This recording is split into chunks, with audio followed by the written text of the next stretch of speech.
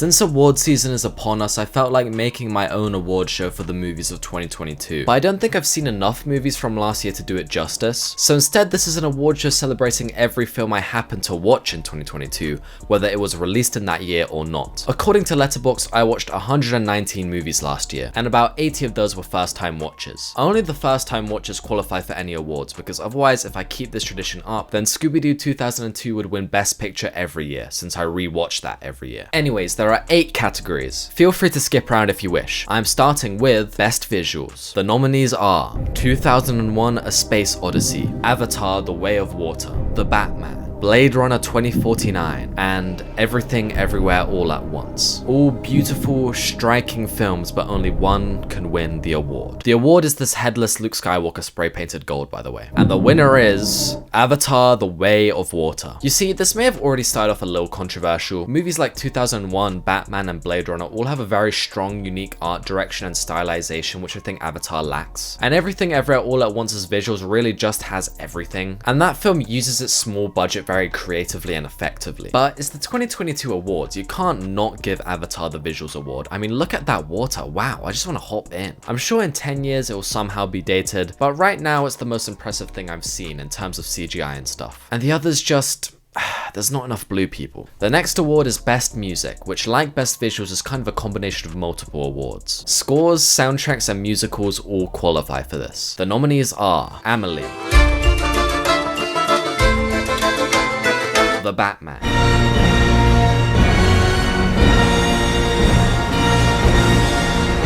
Interstellar, Main engines on. Little Shop of Horrors, I am your dentist, and I enjoy the career that I picked. and The Great Gatsby.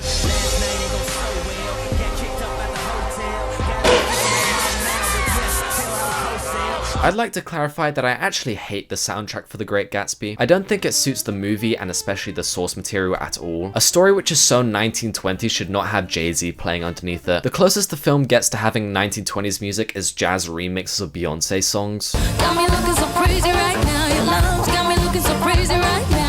But at the end of the day, it kind of slaps. Like, I can't lie, so it gets a nomination. But doesn't win, because obviously Interstellar wins. It's one of the best scores ever. I think Amelie's accordions are cute. I love the simplicity and grandness of the Batman score. And who doesn't love a cheeky musical? But come on, Interstellar's one is so lonely and mysterious, but also so full of emotion. Captures the film exactly. Next, Best Scene Award. I think for these you need the context of the movie to fully understand why it was chosen, and I don't want to spoil anything for anyone too badly, so I'll keep my explanation of the nominees pretty vague. First is About Time, for the scene where Tim learns the secret formula to happiness. This just makes me kind of emotional, and I think it has a great optimistic message. Ever since I saw the movie this year, I've had About Time tattooed on my whiteboard to remind me of the advice this scene gives. Next is the ending of Her. I just wanted you to know that there'll be a piece of you and me always.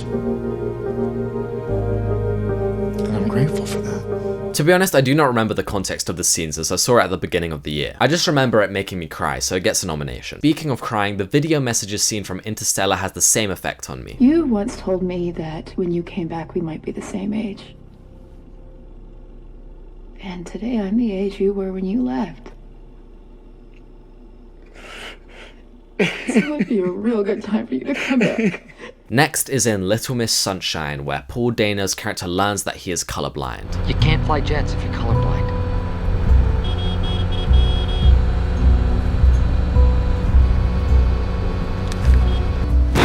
We've got a little bit of...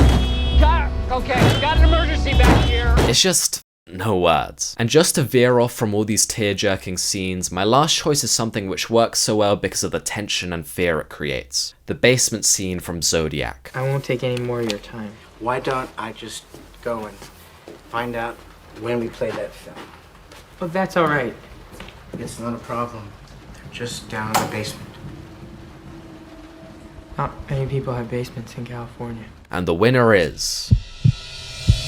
Interstellar. My mom hasn't even seen this movie, but me just explaining the scene to her made her start crying. So it's worth a watch if you haven't seen it. By the way, I know Interstellar has won 2 awards, but Christopher Nolan still has 0, because the music award went to Hans Zimmer, and this award went to Matthew McConaughey. Sorry Chris, maybe later you'll get another shot. The next award is Best Performance, and the first nominee is Paul Dano as the Riddler in The Batman. He just went in such a different direction and ended up making the best Riddler rendition that I've ever seen. Plus, it's Paul Dano, he does no wrong. Next is Stephen Graham as Combo in This Is England. This film is really hard to watch for me, and that's largely down to Stephen Graham's heavy, upsettingly real performance, which just outshines all the other great actors in this movie. The third nominee is Renata Reinsve as Julie in the Norwegian rom-com The Worst Person in the World. All the other performances nominated here really go strongly in a very specific direction, and I just wanted to include a more subtle, human, relatable performance which ends up having a lot of range. Next is Peter Sellers in Doctor Strangelove.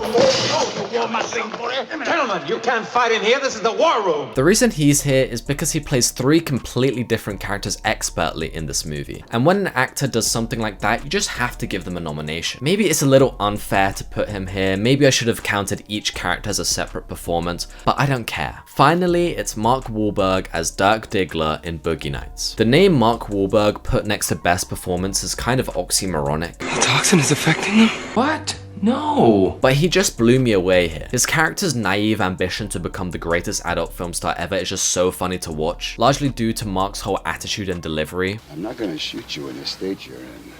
What do you mean state? State of California? I know where the fuck I am, Jack. Yet Dirk's downward spiral into being an egotistical addict is still so sad and feels so real. All of these performances are great, but there can only be one winner.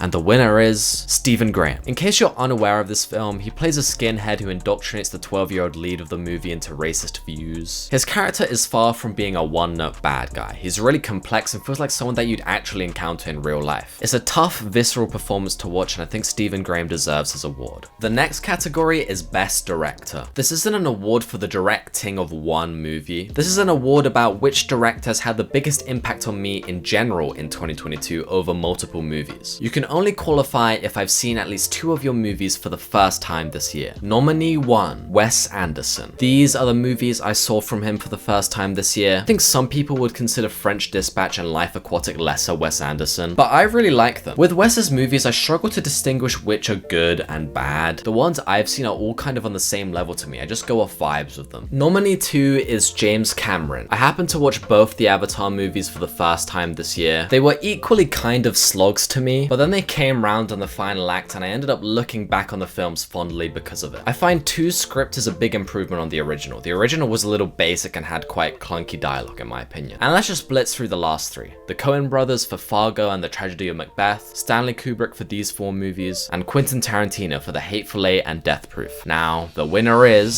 Stanley Kubrick. I got really into his films this year. I like the diversity of his catalogue. And while he doesn't necessarily have a particular style like Wes or Tarantino, he definitely brings a Kubrick mood to every movie. His films are always a little cold and focus on immoral people, but sort of in a heightened way. He always has very bold and grand set design, and he makes the most of it with very striking compositions. At the end of the day, he's just made a lot of good movies, and I still haven't seen all of them. Speaking of good movies, the next award is Worst Picture. There's quite a few superhero films in here, but I wouldn't consider myself anti-superhero movie. Quite the opposite actually. I like them a lot, so I watch a lot, meaning I happen to encounter a few not so good ones. Also keep in mind that I'm not someone who willingly watches a ton of bad films, so some of these aren't even that bad. That being said, the first nominee is terrible, Batman and Robin. I want a car.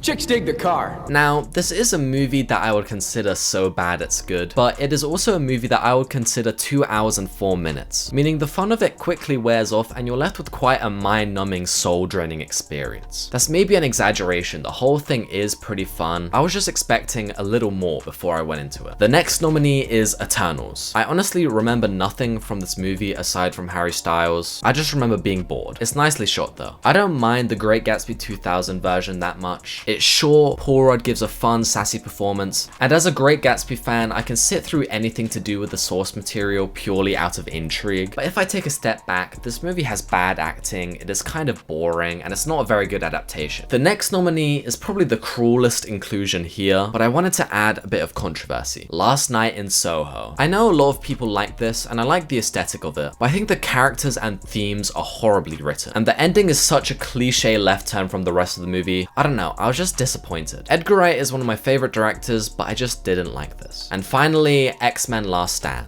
I'm the Juggernaut, bitch! I don't even know how films like this get made. And the winner is Batman and Robin. To be honest, if I had to rewatch any of these, it would probably be this one, but it is also probably the worst here, despite its humor and enjoyability. I don't know, this one was hard to pick. I would have felt bad giving the award to anybody else, so I kind of took the easy way out. Next, the main event, Best Picture. The first nominee is 2001: A Space Odyssey. This movie taught me that you don't always need an elaborate plot. Sometimes creating a mood and letting the audience feel and read between the lines can be just as engaging. Beautiful, thought-provoking, revolutionary. Next, The Graduate. I don't care that this movie uses the same 3 songs over and over again. Sound of Silence by Simon and Garfunkel bangs. Third is Interstellar. Will this film win a 3rd award today? And will Christopher Nolan get his hands on his first Triple Neon Film Awards trophy? Fourth is Le Premier Jour de Reste à ta Vie. This is a movie I was forced to watch in French class and it completely surprised me. It's exactly my sort of movie. It's heartwarming and emotional and stylized. The script has so many little setups and payoffs. I just loved it. And finally, Risky Business. A really underrated teen comedy about Tom Cruise turning his house into a brothel while his parents are away as a desperate attempt to raise money. It gets pretty dark and it's not for everyone, but I had a fun time with it. Great satire, great music. Anyways, the winner is Interstellar. Wow, congratulations. Guys, I'm sorry. No, there's a mistake. The Graduate. You guys won Best Picture. This is not a joke. The Graduate. It is one Best Picture. Best Picture.